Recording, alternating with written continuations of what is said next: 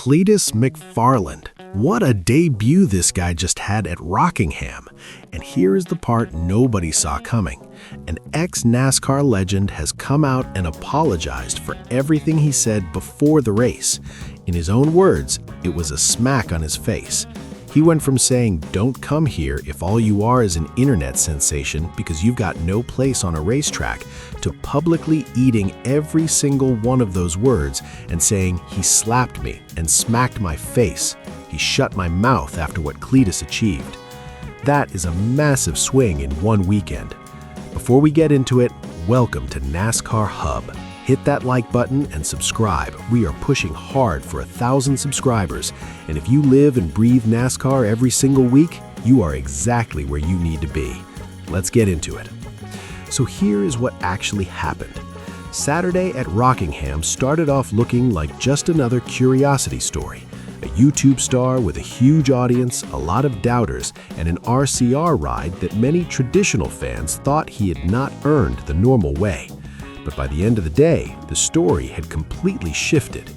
Cletus finished fourth in the ARCA Maynard Series East race earlier in the day, then later survived a brutally difficult O'Reilly Auto Parts Series debut, finished 32nd, 6 laps down, and completed all 250 laps. That last part is what changed the tone, and that is exactly what we are covering today.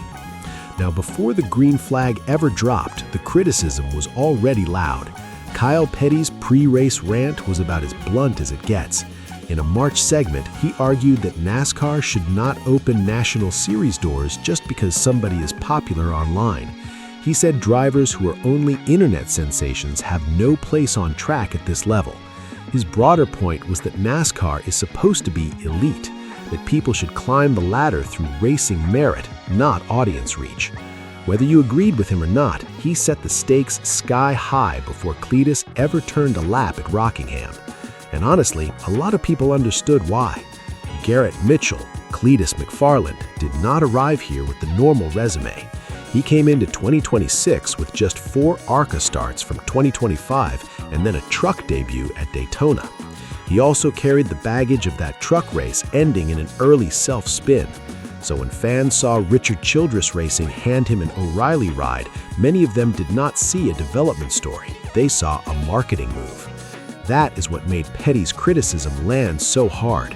He was saying out loud what a lot of old school fans were already muttering, that NASCAR has developmental ladders for a reason, and a giant YouTube following should not be confused with experience.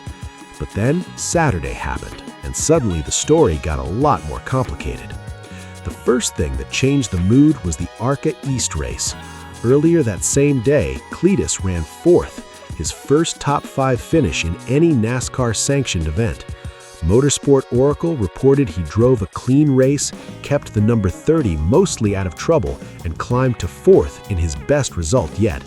Afterward, he said he had more confidence than he had ever had in a stock car and dedicated the run to Greg Biffle, saying he had simply gone out there and turned left for Greg. That result did not erase the skepticism, but it definitely softened the setup for the second race of the day. And that is where Dale Earnhardt's advice becomes really important. Before the race, he said he told Cletus to stay out of the news, go race, have fun, and not try any hero stuff. His expectation, as he put it, was not for Cletus to be fast, it was for him to run laps and learn. That advice was almost the exact opposite of what a lot of new drivers want to hear, but it was also the right advice for a guy stepping into one of the hardest, most unforgiving environments he had ever faced. And once the O'Reilly race started, it became obvious almost immediately why Dale Earnhardt said that. Cletus qualified 35th, and then, right at the beginning of the race, made one of the biggest "what are you doing" moves of the day. NASCAR's official recap said that on lap 4, he threw the number 33 into a 3-wide situation entering turn 1, got the car completely sideways, and somehow made a save. It was a spectacular save, yes, but it was also exactly the kind of early race overreach people feared from him. That one moment told you almost everything about the day ahead. Flashes of instinct, but a lot of risk attached to every single one of them. He kept surviving though. Later in Stage 1, Blake Lothian spun ahead of him, and McFarland barely missed him by diving to the apron. NASCAR's feature described him missing the spinning car by inches. That was the second big sign that the day was balancing on a knife's edge. One bad bounce and the debut becomes a wrecked car, another social media storm, and probably another week of people screaming about NASCAR's approval process. Instead, he escaped again. The race itself never became good in the traditional sense. NASCAR's official recap says he was 33rd and 2 laps down at the end of Stage 2. Later, he got hit with a pit road speeding penalty that sent him even further backward.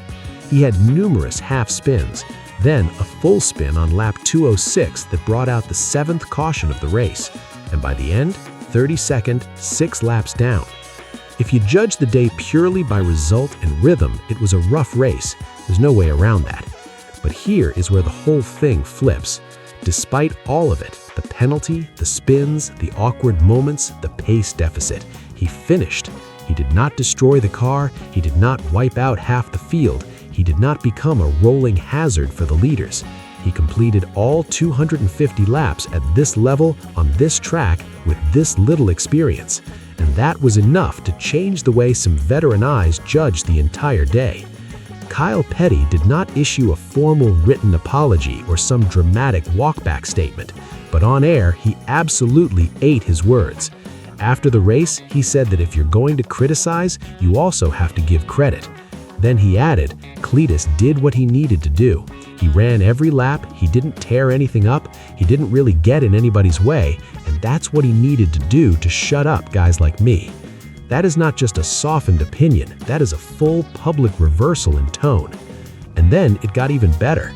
Another report described Petty saying Cletus had smacked him in the face and shut his mouth, basically admitting he had to take the hit for being too harsh before the race. The meaning was obvious. Petty came in expecting to be proven right. Instead, he watched Cletus do the one thing that mattered most, bring the car home without ruining the day for everybody else. That's as close to an on-air apology as you usually get in NASCAR television language. And Cletus's own post-race comments made it even harder to stay mad at him. He told Kyle Petty that the O'Reilly race had kicked his butt, but he finished and that was the goal. He admitted they had briefly reached 26th and that he got so excited he immediately overdrove the next corner and spun. He said he felt like he had spun out 50 times and almost died 10 times, but he was proud the car was not destroyed and that he had not ruined anyone else's day. That's an honest, grounded answer from someone who clearly knew exactly what his limitations were. He also sounded like someone who learned more in those 250 laps than in weeks of preparation. He said this was one of the hardest things he had ever done, that when he first got sideways early, he realized he had put himself in the worst possible position and was way in over his head.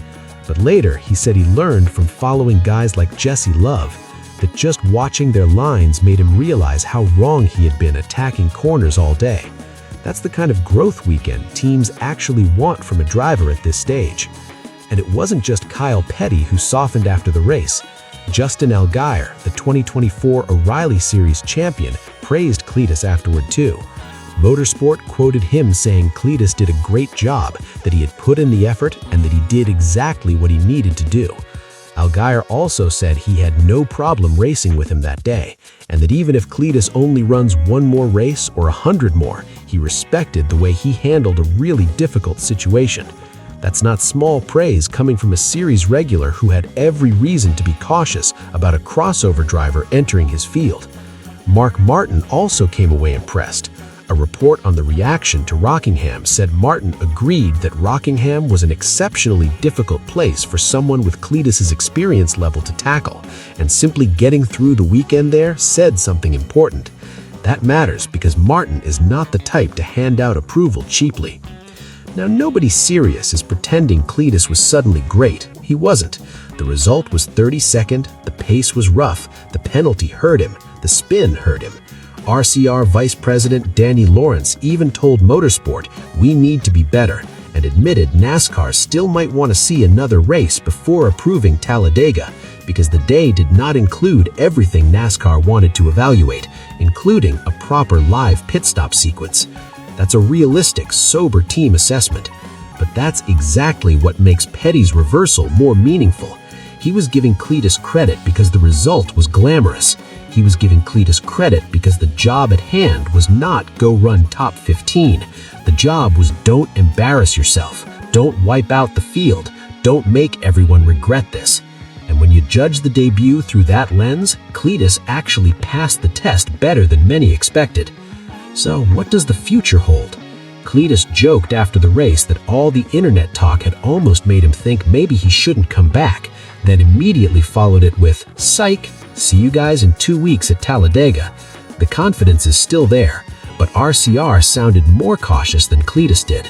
Danny Lawrence told Motorsport that NASCAR will look at everything and that he wouldn't be surprised if they asked the team to run another race before Talladega or Daytona.